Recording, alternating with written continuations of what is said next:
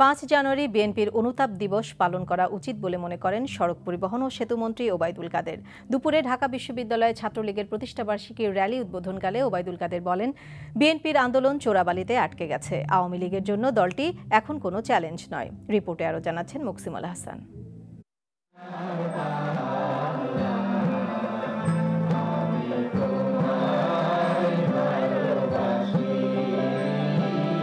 ঐতিহ্যবাহী ছাত্র সংগঠন বাংলাদেশ ছাত্রলীগের ৬৮তম প্রতিষ্ঠাবার্ষিকী উপলক্ষে ঢাকা বিশ্ববিদ্যালয়ের অপরাজেয় বাংলার পাদদেশে র্যালির উদ্বোধনী অনুষ্ঠান করে সংগঠনটি। এ সময় ছাত্রলীগের সাবেক সভাপতি ওবায়দুল কাদের বলেন, এগিয়ে যাচ্ছে বাংলাদেশ, নিজস্ব অর্থায়নে পদ্মা সেতুর কাজ চলছে, মেট্রো রেলের নির্মাণ কাজের আনুষ্ঠানিক উদ্বোধন হবে ফেব্রুয়ারিতে, চলছে এলিভেটেড এক্সপ্রেসওয়ের কাজও। এমন সব উন্নয়ন কর্মকাণ্ডের কথা তুলে ধরার পাশাপাশি সমালোচনা করেন বিএনপির রাজনৈতিক কর্মকাণ্ডের।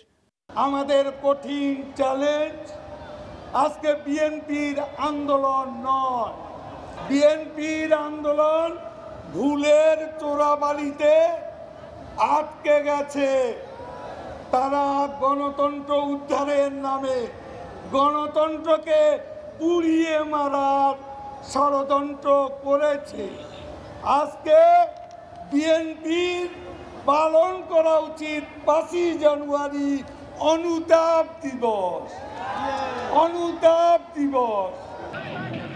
ঢাকা বিশ্ববিদ্যালয়ের চারুকলার সামনে থেকে শুরু হয় ছাত্রলীগের প্রতিষ্ঠাবার্ষিকীর আনন্দ র্যালি। র্যালিতে সংগঠনটির সাবেক ও বর্তমান নেতাদের পাশাপাশি অংশ নেন ঢাকা এবং এর আশপাশের কয়েকটি জেলার নেতাকর্মীরাও।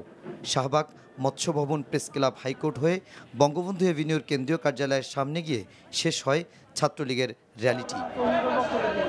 এর আগে সোমবার ভোরে রাজধানীর ধানমন্ডি ৩২ নম্বরে বঙ্গবন্ধু শেখ মুজিবুর রহমানের প্রতিকৃতিতে ফুলেল শ্রদ্ধা জানানোর মধ্য দিয়ে শুরু হয় প্রতিষ্ঠাবার্ষিকীর অনুষ্ঠান। পরে সকাল ৮টায় ঢাকা বিশ্ববিদ্যালয়ের কার্জন হলে কাটা হয় ছাত্রলীগের প্রতিষ্ঠাবার্ষিকীর cake. Muksimul Hasan, NTV news, Dhaka.